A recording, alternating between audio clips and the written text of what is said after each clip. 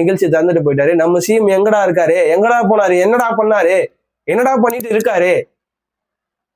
இதெல்லாம் பண்ணாம போய் யூடியூப்ல ஆட் போட்டுன்னு இருக்காரு. ஒரு வீடியோ ஸ்க்ரால் பண்ணா அடுத்து அவர் ஆடு தான் வருது. அதெல்லாம் விடுங்க. டெப்யூட்டி சிஎம் எங்கங்க போயிட்டாரு?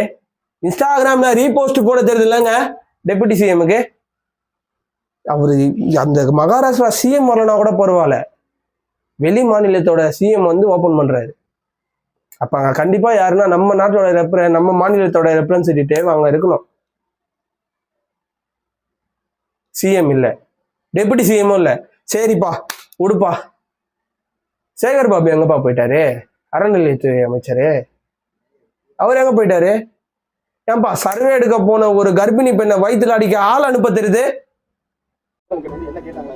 ஆமா பேசினாங்க, எடுக்க கூடாது, எங்க வீட்டுக்காரர் சட்டையை பிடிச்சி இழுத்தாங்க. நாங்க சொன்னோம் அண்ணா கை வைக்காத பேசுங்க, கை வைக்காம பேசிட்டு எதா இருந்தாலும் முடிவு பண்ணிக்கோங்க அப்படின்னு சொல்றேன். எங்க மேல இடத்துல இருந்து ஆள் வரட்டும், அதுக்கப்புறம் நீங்க எதா இருந்தாலும் பேசிக்கீங்கன்னு சொல்றேன். அதாங்களே அவங்க ஆள் எல்லாம் திரட்டி வந்து எங்களை அடிக்க ஆரம்பிச்சிட்டாங்க. பின்னணியில யார் இருக்கா, யாருடைய தூண்டுதல் பேர்ல நடந்துச்சு அப்படின்ற மாதிரி? சேகர்பாபு தூண்டல் தான், வேற யாருமே இல்ல.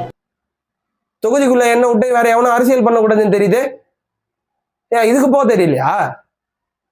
நான் திரும்பவும் சொல்றேன், எழுதி வச்சுக்கோங்க, நீங்க தோக்குறீங்க. இதுக்கு அடுத்து நீங்களா அந்த சீட்டை நினைச்சு கூட பார்க்காதீங்க, நினைச்சு கூட பார்க்காதீங்க. அவ்வளோ வெறியில இருக்காங்க உங்க மேல மக்கள். இறுதியா நான் ஒண்ணு சொல்லிக்கிறேன் மக்களே, இவங்களை 2026 ஒழிக்கணும், இவங்கள வீட்டுக்கு அனுப்பணும். ஊழல் சக்தியும் தீய சக்தியும் இனிமே தமிழ்நாட்டை அண்டவே கூடாது. அவ்வளவுதான்.